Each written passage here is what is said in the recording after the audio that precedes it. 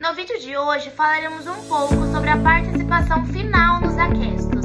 Então, se você não sabe o que é isso, fica até o final deste vídeo para entender.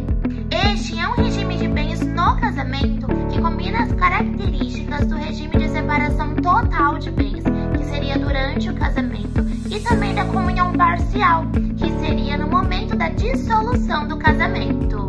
Então, cada cônjuge mantém a propriedade, a administração, a livre disposição dos bens que foram adquiridos antes ou durante o casamento. Mas, ao final do casamento, cada um tem direito à metade dos bens adquiridos onerosamente pelo casal durante o casamento.